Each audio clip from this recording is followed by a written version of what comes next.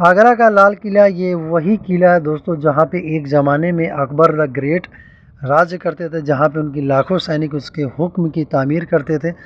और ये किला करीब 94 एकड़ में फैला हुआ है, जो कि अपने आप में एक बहुत ही बड़ा किला है। एंड ये किला को करीब यमुना के किनारे बसाया गया है। और इस किले में उस ज़माने में लाखों की भीड़ में सैनिक हुआ करते थे, जो कि अकबर के एक हुक्म की तामीर करते थे। जो अकबर वही थे जिन्होंने पूरे भारत पे और पूरे देश पे उन्होंने राज किया था, क्योंकि इस मुग़ल काल में सबसे ताकतवर और सबसे पावरफुल बादशाह के तौर पे अकबर को जाना जाता था। और ये किला यमुना के किनारे बसाया गया था और ठीक करीब इससे 2.5 किलोमीटर की दूरी पे ताजमहल का निर्माण कराया गया, जो कि अकबर के पौत्र शाहजहाँ ने अपनी बेगम की याद में कराया था। तो और वो भी मैं आपको दिखाऊंगा। तो चलिए मैं आपको आगरा के लाल किला को मैं आपको दिखाता हूँ, जहाँ पे एक ज़माने में अकबर द ग्रेट राज करते थे। और यहाँ पे दीवाने आम, दीवाने ख़ास और महारानी जोधाबाई भी हुआ करती थी, और अकबर भी यहाँ पे आराम फरमाते थे। फिर उसके बाद उन्होंने अपने किला को फ़तेहपुर सिकरी में कर दिया था, फिर फाइनली वहीं पर उनकी मृत्यु हो गई थी। तो चलिए मैं आपको आगरा का किला कम्प्लीटली वीडियो में दिखाता हूँ, फिर आपको बताता हूँ। तो चलिए सबसे पहले मैं आपको लेके चलता हूँ एंट्रेंस पे। ये आगरा के किला का फ्रंट व्यूज़ है, जहाँ जब आप जाओगे आगरा के किला घूमने के लिए तो यहाँ पे आपको टिकट लेना पड़ेगा, जिसका चार्ज 40 रुपीज़ है इंडियंस के लिए, और अब्रोड वाले के लिए शायद 600 रुपीज़ चार्ज है। तो बाहर का जो कंस्ट्रक्शन कुछ इस तरह है, फिर अंदर जब जाओगे तो कुछ इस तरह है। ठीक उसी तरह जिस तरह आप दिल्ली का लाल किला देखते, बट दिल्ली का जो लाल किला उसे शाहजहाँ ने तामीर करवाया था, और आगरा के लाल किला को अकबर बादशाह ने तामीर करवाया था 1565 से 1563 की ईस्वी में। और आगरा का जो किला है, थोड़ी सी इसकी कंस्ट्रक्शन जो है बहुत ही मजबूत इमारत है, बुनियाद डाली गई थी। और लाल किला जो उसकी बुनियाद थोड़ी सी कमज़ोर, थोड़ी सी मतलब आगरा के किला से हल्की की गई थी। तो ये कम्प्लीटली आपका एंट्रेंस है, जहाँ से इंटर करके घुस के आप अंदर जाओगे, फिर आप आगरा के किला को आप देखोगे। तो चलिए मैं आपको अंदर लेके चलता हूँ।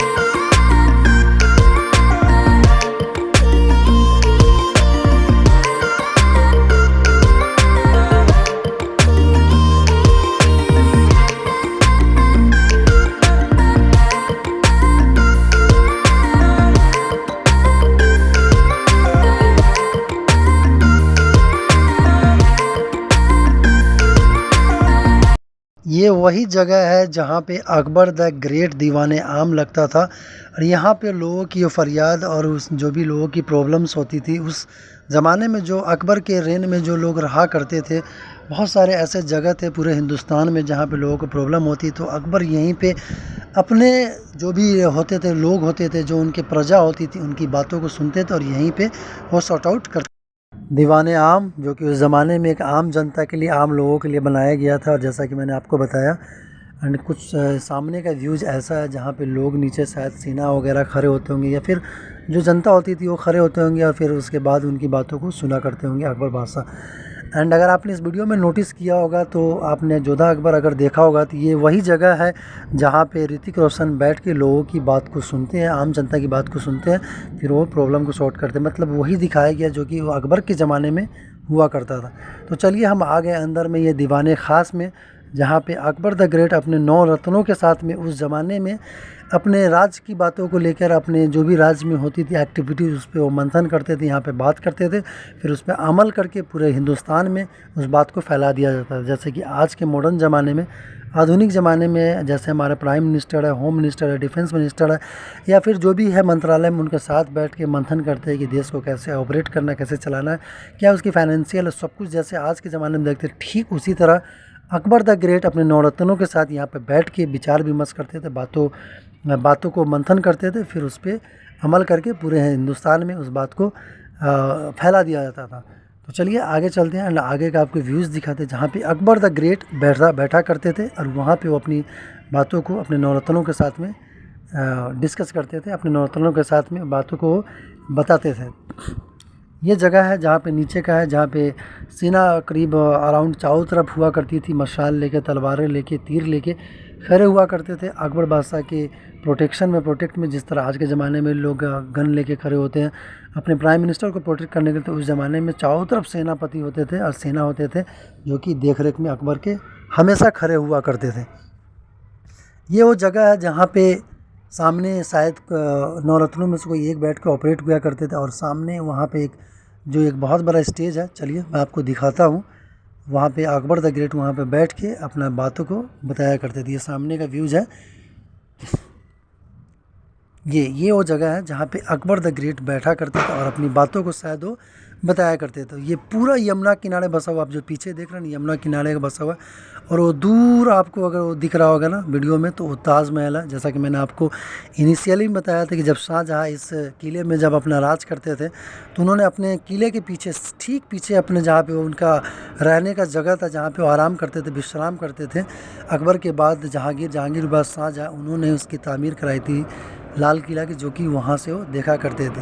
एंड ये वही जगह है जहाँ पे औरंगज़ेब ने अपने पिता शाहजहाँ को कैद किया था, ताकि मतलब देश की पूरी धरोहर को, मतलब देश की मतलब सारे संपत्ति को वो बेच के या मतलब खर्च करके कंस्ट्रक्शन में काम किया करते थे। तो औरंगज़ेब ने कैद इसलिए कर लिया कि जो देश की इंफ्रास्ट्रक्चर या देश की जो फाइनेंशियल कंडीशन है टूट ना जाए, बिगड़ ना जाए, इसलिए उसको कैद किया गया था। और ये उसको उसी जगह पे शाहजहाँ को कैद किया गया था जहाँ से उसको ताजमहल का दिखाई देता था, ताजमहल का दीदार होता था। तो चलिए ये जगह है कम्प्लीटली मस्जिद का, जो कि उस ज़माने में अकबर द ग्रेट या फिर जो उनके बाद जो रूलर है जहांगीर, शाहजहाँ या औरंगज़ेब, यहाँ पे नमाज़ अदा करते थे और अपने 5 वक्त की नमाज को यहाँ पे ऑफ़र करते थे। तो चलिए इंजॉय कीजिए। अगला हिस्सा भी मस्जिद का है जहाँ पे दिखाया जाएगा, और निचला हिस्सा जो आपको वीडियो में आएगा वहाँ पे महारानी का था, जोधाबाई का, जहाँ पे रहती थी, और वहाँ पर नृत्य कला, डांस वगैरह चलता था, जो कि उस ज़माने में महारानी अपने कच्छ से, अपने मतलब जो घर उनका होता था वहाँ से बैठ के उसको दीदार करते थे, देखती थी, और चारों तरफ वहाँ की नतनी होती थी जो कि डांस करती थी, उस ज़माने में कला दिखाती थी। तो चलिए आपको अगला वीडियो दिखाते हैं, आप एंजॉय कीजिए।